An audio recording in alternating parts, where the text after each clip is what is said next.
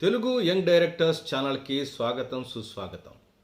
Cinema review and my వ్యూలో భాగంగా ఈ రోజున రోషన్ శ్రీదేవి హీరోయిన్లుగా యాక్ట్ చేసిన, అలాగే సతీష్ జవాజీ అనేటువంటి ఒక కొత్త దర్శకుడు డైరెక్ట్ చేసినటువంటి బ్యాండ్ మేళం అనే చిత్రం గురించి మాట్లాడుకుందాం. ఇది యూత్ ఫుల్ సినిమాగా ప్రచారం జరిగింది. దీనికి ప్రముఖ రచయిత కోన వెంకట్ దీనికి సమర్పణలో ఉండి వెనకాల అంతా కూడా ప్రధానమైనటువంటి భూమిక పోషించడం వల్ల ఈ సినిమా మీద చాలా హైప్ వచ్చింది. రెండోది హీరోయిన్లు ఇంతకుముందు కోర్ట్ అనేటువంటి సినిమాని నటించారు. ఆ సినిమా చాలా ప్రజాదరణ పొందడం అనేది దీనికి ఒక ప్రధానమైన ఆకర్షణగా ఉంది. సినిమా ప్రేక్షకులు వెళ్ళినటువంటి ప్రేక్షకులు ట్రైలర్ చూసి, లేదా రిలీజ్ అయిన పాటను చూసి, లేదా హీరోయిన్ ఉంటారని, నేనైతే కొత్త దర్శకుడు కొత్తగా ఏదైనా ప్రయత్నం చేశాడనే ఉద్దేశంతోనే వెళ్ళాను. కానీ ఈసారి ఈ కొత్త దర్శకుడు కోర్టుని మురిపించినట్టుగా కాదు, ఒక్కసారిగా కొట్టిన దెబ్బకి నాకు దిమ్మ తిరిగిపోయింది. ఒకసారి చాలా ఆలోచనలోకి వెళ్ళాను. ఎందుకంటే సినిమా రచనలో చాలా రకాల పోకళ్ళు ఉంటాయి. ఒకళ్ళు మనకిష్టం వచ్చినట్టుగా రాసుకుని మనకు కావాల్సింది తీసుకుంటూ ఉంటాం. ఒక సినిమాకు ఒక స్ట్రక్చర్ పద్ధతిలో వెళ్ళి రాస్తూ ఉంటాం. అలాగే ఒక హీరో బేస్డ్ చేసుకుని వెళ్తుంటాం, ఒక కాన్సెప్ట్ బేస్డ్ చేసుకుంటూ వెళ్తాం. వీటిల్లో మొట్టమొదటి చెప్పింది మన ఇష్టానికి తీసుకుని మనకి ఇష్టం వచ్చినట్టుగా సీన్లు రాసుకుని అలాగే అదే సినిమా అనుకుని చేసే సినిమాలకి ఈ మధ్య కాలంలో అందరూ కూడా ఒక పేరు పెట్టారు. అదే ఇండి ఫిలిమ్స్, అంటే ఇండిపెండెంట్ ఫిలిమ్స్ అంటారు. అంటే దీనికి మనమేం పెద్ద పారామీటర్స్ ఏమి ఉండవు, స్ట్రక్చర్ని ఫాలో అవ్వాల్సిన అవసరం కూడా లేదు. అలాగే సీన్స్ ఇట్లా ఉండాలి అట్లా ఉండాలి లేదు, మనకు నచ్చినవి మనకు కావాలని అని చూసుకుని గవక్కను రాసుకుంటూ వెళ్ళిపోవటమే. నేను మరీ ఇంత సింపుల్గా అన్నాను అనుకోకండి. ఇండిపెండెంట్ ఫిలిమ్స్లో కూడా చాలా ఆలోచింపు చేసే సినిమాలు చాలా ఉన్నాయి. కానీ ఇలాంటి సినిమాని కమర్షియల్ సినిమాలోకి తీసుకురావటం అనేది కొంచెం ఆలోచించవలసిన అంశంగా నేను చెప్తున్నాను. పదండి, అసలు ఈ సినిమాలో ఏముందో ఒకసారి మనం మాట్లాడుకుందాం.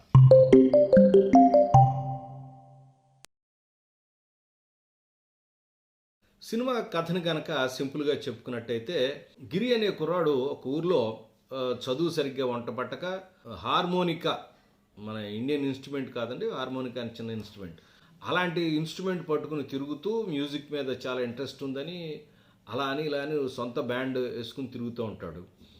అతనికి ఒక మరదలు కూడా ఉంటుంది. ఆ మరదల్ని పుట్టినప్పటి నుంచి తల్లిదండ్రులు అనుకుంటూ ఉంటారు. అలాగే ఇద్దరు కూడా ఫ్రెండ్లీగా పెరుగుతారు. ఇతను అదే భావంతో పెద్ద అయిన తర్వాత పెళ్లి చేసుకుందామన్న భావంతో ఉంటారు. అమ్మాయి బాగా చదువుకుంటుంది, కళ ముందుకెళ్తుంది. చివరికి అమ్మాయి కాలేజీలోకి వెళ్ళిన తర్వాత ఇతను రిజెక్ట్ చేస్తుంది. ఏ పాయింట్ మీద? నేను నీకు చదువు లేదు కాబట్టి నేను ప్రేమించట్లేదు, అతను నేను ప్రేమిస్తున్నాను, వేరే ఫ్రెండ్ ఉన్నాడని చెప్పి అంటుంది. అలా కాలక్రమంలో ఇతను చాలా గొప్పవాడైపోయి, నేను గొప్పగా ఏఆర్ రెహమాన్ అంత గొప్ప మ్యూజిక్ డైరెక్టర్ అవుతాను, నా పాటలు పాపులర్ అవుతాయని ఛాలెంజ్ చేసి వస్తాడు. ఆ తర్వాత రకరకాల ప్రాబ్లమ్స్ అయ్యి చివరికి ఏం చేయలేక చాలా ఇబ్బంది పడతాడు.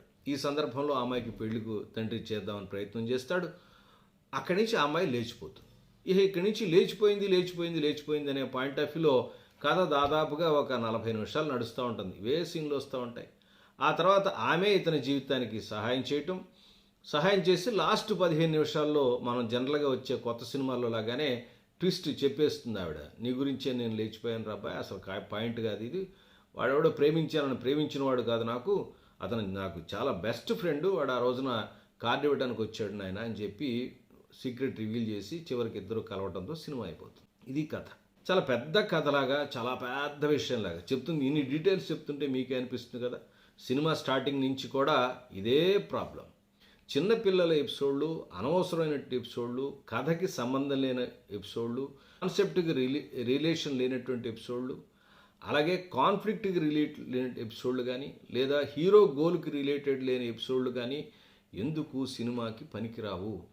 అవన్నీ కూడా లెంగ్త్ పెంచడానికి మాత్రమే పనికొస్తాయి. అదే విషయం ఈ సినిమాలో 100% ప్రూవ్ అయింది. అదేమిటో ఒకసారి మనం చూద్దాం. ఈ సినిమా ప్రారంభ సన్నివేశాలు కనుక చూసుకున్నట్టయితే మీరు చూడండి. ఎప్పుడైనా మీరు వెళ్ళినప్పుడు నేను సినిమా చూడమనే మిమ్మల్ని అందరిని కూడా చెప్తున్నాను. ఎందుకంటే ఇది కొత్త రచయితలు, కొత్త దర్శకులు తీసినటువంటి సినిమాలు అనమాట. స్క్రీన్ ప్లే కూడా కొత్త అతనే చేసినట్టున్నాడు. కానీ చాలా పాపులర్గా ఉన్నటువంటి హీరోయిన్లు దొరికారు. ప్రమోషన్ కూడా చాలా అద్భుతంగా చేశారు. ఇవన్నీ చేసినప్పటికీ కూడా రాలేదంటే కేవలం కాన్సెప్ట్లో దోషమని నేను అనుకుంటాను. సినిమా ఏదైనా సరే పెద్ద హీరో అవ్వచ్చు, చిన్న హీరో, కొత్త డైరెక్టర్, పాత్ర ఎవరైనా కానీ ఒక సినిమా హిట్ అయిందంటే, నిలబెట్టిందంటే దానిలో ఉన్న కాన్సెప్టు, అలాగే దానిలో ఉన్న హీరో లేదా హీరోయిన్ లేదా ప్రధాన పాత్ర, దానికి కూర్చున్నటువంటి నేపథ్యం, అలాగే దానికి ఉన్నటువంటి గోలు, అది సాధించిన తీరు, ఇవి మాత్రమే సక్సెస్ పాయింట్లు అవుతాయి. హీరోకి ఉన్నటువంటి గోల్ ఏంటి? ఆయన జీవితంలో ఒక గొప్ప మ్యూజిక్ డైరెక్టర్ అవ్వాలనుకున్నాడు. అలాగే ఆయన చిన్నప్పటి నుంచి ప్రేమిస్తూ ఉన్నాడు. సో ప్రేమను పండించుకోవటం లేదా గోల్ సాధించటం అంటే మ్యూజిక్ డైరెక్టర్ అవ్వటం పాయింట్ ఇది. ఈ 2 పాయింట్ల మీద కొత్తగా లేచిపోవటం అనే పాయింట్గా కొత్తగా చెప్పాలంటున్నారు, బాగానే ఉంది. కానీ రైటింగ్ పాయింట్ వచ్చేసరికి బిగినింగ్ ఎపిసోడ్ మీరు చూసినట్టయితే తండ్రి యొక్క ఉదారత్వాన్ని, ఆ తర్వాత హీరోయిన్ ఫాదర్ ఎక్స్ప్లాయిట్ చేసి పెరగటాన్ని ఒక పెద్ద ఎపిసోడ్గా చూపిస్తారు. దాదాపుగా 10-12 నిమిషాల సినిమా ఉంటుందండి అది. అది లేకపోయినా కట్ చేసి బ్యాండ్ మేళం అని చెప్పి అక్కడి నుంచి స్టార్ట్ చేసి చిన్న మ్యూజిక్తో చిన్న ఫస్ట్లో చిన్న ఒక యానిమేషన్ లాగా చూపిస్తారు. అలాగే చూపించేసి 2-3 డైలాగ్స్తో ఆ 10 నిమిషాల సన్నివేశాన్ని తీసేయచ్చు. నేను అందుకే కొత్తగా వచ్చేస్తున్న దర్శకులకి అందరికీ కూడా రైటర్లకి చెప్తూ ఉంటాను, హిట్ అయిన పాత సినిమాలు అంటే మీ కాన్సెప్ట్కి దగ్గరగా ఉన్నటువంటి సినిమాలను ఒకసారి చూడండి. సేమ్ సినిమా కాపీ కొట్టమనో లేకపోతే సీన్లు కాపీ కొట్టమనో నేను చెప్పటలేదు, దానిలో స్ట్రక్చర్ని కాపీ కొట్టమని కూడా చెప్పట్లేదు. వాళ్ళు ఆ కాన్సెప్ట్ని ఎందుకు తీసుకున్నారు, అలాగే మీకు కూడా కొంచెం రిలేటెడ్గా యూత్ కాన్సెప్ట్ చెప్తున్నారు కాబట్టి ఆ తీసుకున్న కాన్సెప్ట్ని ఎలా ట్రీట్ చేశారు, ప్రధాన పాత్రని ఎలా పట్టుకున్నారు, దాని గోల్ ఎలా పట్టుకున్నారు, అనుకున్న పాయింట్ మీద కథ నడిపారా లేదా అనే విషయాన్ని మీరు తెలుసుకోవడానికి పాత సినిమాలు చూడవలసిన అవసరం ఉంది. ఒక రకంగా చెప్పాలంటే కోర్టు సినిమా ఉంది, వీళ్ళిద్దరూ నటించిందే. కొన్ని దర్శకుడు దాన్ని చూసి దానిలో కోర్ పాయింట్ ఏం చెప్పాలంటున్నాడు దర్శకుడు, చెప్పాడా, ఎలా చెప్పాడు, ఏం చెప్పాడని గనక చూసినట్టయితే ఈయన సినిమాలో కూడా ఏం చెప్పాలనుకున్నాడనే విషయం కూడా అర్థమవుతుంది. ఈ సందర్భంగా 2-3 సినిమాలు నేను చెప్తాను. ఒకటి మొగవరి అని ఒక సినిమా వస్తుందండి. ఎవరో దాని తెలుగులో చిరునామా అని డబ్బింగ్ అయ్యింది. అజిత్ను జ్యోతికే యాక్ట్ చేశారు దానిలో. అక్కడ కూడా మ్యూజిక్ డైరెక్టర్ అవ్వాలనుకుంటాడు. అక్కడ కాన్సెప్ట్ చెప్పాల్సింది ఏంటంటే మ్యూజిక్కా లవ్వా అని ఒకటి అనుకుంటాడు. తర్వాత కొంతకాలం పోయిద్దా మ్యూజిక్కా జీవితం అనుకుంటే నాకు జీవితమే అని చెప్పి వెళ్తాడు. అది చాలా స్క్రీన్ ప్లేలో ఒక అద్భుతమైన చిత్రంగా ఉంటుంది. మీరు ఒకసారి చూడండి, ఎంత పరిణితి చెందినటువంటి సినిమాగా కనిపిస్తూ ఉంటుంది అది. ఇలాగే యూత్ఫుల్గా వచ్చేటువంటి సినిమాలు బోలెడు ఉన్నాయి. వాటిని మీరు ఎగ్జాంపుల్గా చేసి వాటిని చూసుకొని మనం కనుక స్క్రీన్ ప్లేని సరి చేసుకుంటే బాగుంటుంది. ఈ సినిమా చూసినప్పుడు నాకేమనిపించింది అంటే చాలా ఇమ్మెచ్యూరిష్గా అనిపించింది. అంటే ఇష్టానికి రాసేసుకున్నారు సీన్లన్నీ కూడా. అంటే సీన్ ఇది పండుతుందా లేదా అని పాయింట్ వదిలేసేయండి. సీన్ పండటం అనేది అది ప్రేక్షకుల్లోకి వెళ్ళిందో తెలుస్తుంది. మనం రాసుకున్నప్పుడు మన పక్కన ఉన్న వాళ్ళు కూడా బ్రహ్మాండంగా అనేసారు అనుకోండి, అద్భుతంగా ఉందనుకుని మనం అనుకుంటూ ఉంటాం. అనుకోవటం వేరు, ఉండటం వేరు. అదే ఈ సినిమాలో వచ్చింది. చాలా బోరింగ్గా, లెంగ్తీగా చాలా సన్నివేశాలు, డైలాగ్స్ చాలా క్యాజువల్గా అనిపిస్తూ ఉంటాయి. అది సహజత్వం అనుకున్నారేమో. సహజత్వానికి చాలా క్యాజువల్గా, అంటే ఏం మాట్లాడుతుందో తెలియకుండా ఎలా మాట్లాడితే అలా మాట్లాడటం. అంటే క్యారెక్టరైజేషన్ ఫిక్స్ కాకుండా, అంటే ఇలాంటి పాత్ర, ఇలాంటి వ్యక్తిత్వం ఉన్న పాత్ర అనేది ఫిక్స్ కాకుండా డైలాగులు రాసినట్టయితే అది ఇప్పుడో రకంగా, అప్పుడో రకంగా, ఎప్పుడో రకంగా మాట్లాడుతూ ఉంటుంది.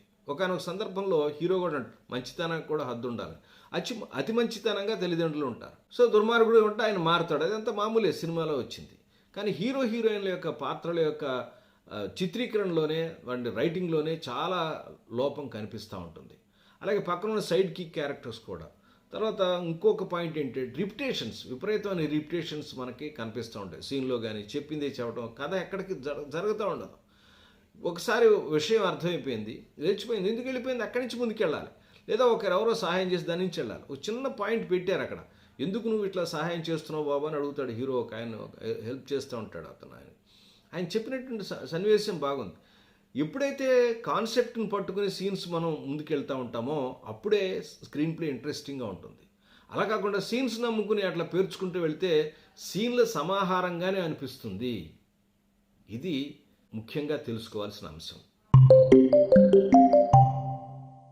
అంటే ఈ సినిమాలో అన్నీ ఇట్లాగా ఉన్నాయా, పనికొచ్చే అంశాలు, బాగున్న అంశాలు లేవంటే హీరోయిన్ చూడటానికి బాగున్నారు, చాలా బాగుంది. క్యారెక్టర్ ఆర్టిస్టులు కూడా ఫిక్స్ అయ్యారు, బాగానే ఉంది. ఒక ఫ్రెండ్స్ క్యారెక్టర్లే ఇంకా సెట్ కాలేదు, సరిగ్గా అనిపించలేదు నాకు. రెండోది ఇంకో పాయింట్ ఏంటంటే కొత్తగా ఎదిగే హీరోయిన్లు ఎవరైతే ఉన్నారో ఈ సినిమా తప్పకుండా నేర్చుకోవాల్సిన అంశం. ఇలా లౌడ్గా ఒక సినిమాలోనే కమర్షియల్ యాక్టర్ లాగా, అంటే కమర్షియల్ సక్సెస్ అయినటువంటి హీరోలాగా లేదా సక్సెస్ఫుల్ హీరోలాగా అట్లాగా యాక్టింగ్ చేయాలనుకోవటం, అలా యాక్టింగ్ చేయటం అనేది చాలా ప్రమాదకరమైన అంశం. అలాగే హీరోయిన్ పాయింట్ ఆఫ్ వ్యూ చెప్పాలంటే పాత్రలను ఎంచుకునేటప్పుడు బిగినింగ్లో మీకు యాక్టింగ్ స్కోప్ ఎంత ఉంది, దాన్ని మీరు వేరియేషన్ ఎలా చూపించగలుగుతున్నారు అనే విషయాన్ని చూసి గనక ఈ ఇద్దరు ఆర్టిస్టులు గనక సెలెక్ట్ చేసుకున్నట్టయితే భవిష్యత్తులో మంచి ఆర్టిస్టులు అవుతారు. అతను డాన్స్లో కానీ పెర్ఫార్మెన్స్లో కానీ అద్భుతమైన ఈజ్ చూపిస్తున్నాడు. కానీ సినిమా అంతా కూడా ఒకటే లౌడ్గా యాక్ట్ చేస్తాడు. ఆ లౌడ్ కాకుండా క్యారెక్టర్ని అండర్స్టాండ్ చేసుకుని దానిలో ఒదిగి నెమ్మదిగా స్టెప్ వైజ్గా అలా అలా అలా గ్రాడ్యువల్గా ఎమోషనల్గా యాక్ట్ చేసినట్టుకుంటే అతనికి ఇది ఒక మంచి క్యారెక్టర్ అయ్యేది. యాక్టర్లు చేసుకోవాలి కొద్దిగా, అలాగే దర్శకులు చేయాలి. అదే కోర్టు సినిమాలో అలా చేశాడు దర్శకుడు, వాళ్ళిద్దరిని కంట్రోల్ చేసి కావాల్సిన ఎఫెక్ట్ తీసుకున్నాడు. కానీ ఇక్కడ దర్శకుడికి కంట్రోల్ లేదు, ఆర్టిస్టులకి ఆలోచన లేదు. హీరోతో లౌడ్గా యాక్ట్ చేయించారు. హీరో చాలా లౌడ్గా యాక్ట్ చేయటం అంటే ఒక్కొక్క సన్నివేశం సీరియస్గా ఉండి కొంచెం సింపాథటిక్గా ఉండాలి, దాంట్లో కూడా కామెడీ క్రియేట్ చేయాలనుకోవటం. ప్రతి సన్నివేశంలో కూడా లౌడ్గా చేయటం, తర్వాత లాస్ట్లో హఠాత్తుగా మారిపోవటం. అంటే క్యారెక్టర్ యొక్క కన్సిస్టెన్సీ అనేది కరెక్ట్గా మెయింటైన్ చేయలేదు. దీనికి ఎందుకు ప్రాబ్లం వస్తుందంటే దర్శకుడికి ఎక్కువగా ప్రధానంగా ఎక్కువ అనుభవం లేకపోవటం, స్క్రీన్ ప్లే రాయటంలో కానీ లేదా చిత్రీకరణ క్యారెక్టర్ని డెవలప్ చేసి రాసుకోవటంలో కానీ సరైనటువంటి అనుభవం లేనప్పుడే ఇలాంటివి వస్తూ ఉంటాయి. 1-4 సార్లు స్క్రిప్టులో దశలోనే దాన్ని ఆలోచించవలసిన అంశం ఉంది. ఎప్పుడైనా ప్లాట్ పాయింట్ 1 కానీ కాన్ఫ్లిక్ట్ కానీ ఎప్పుడైతే వచ్చిందో అక్కడి నుంచి దాన్ని ముందుకు తీసుకెళ్లాల్సిన అవసరం ఉంది.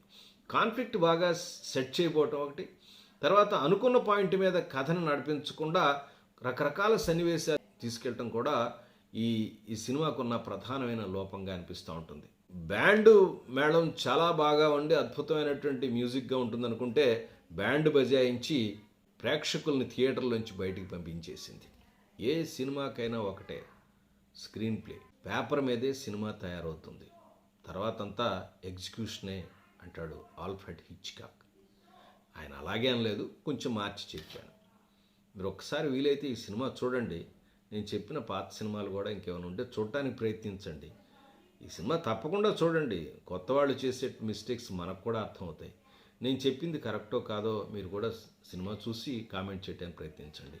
మరొక అంశంతో మళ్ళీ కలుస్తాను. అప్పటిదాకా నమస్కారం.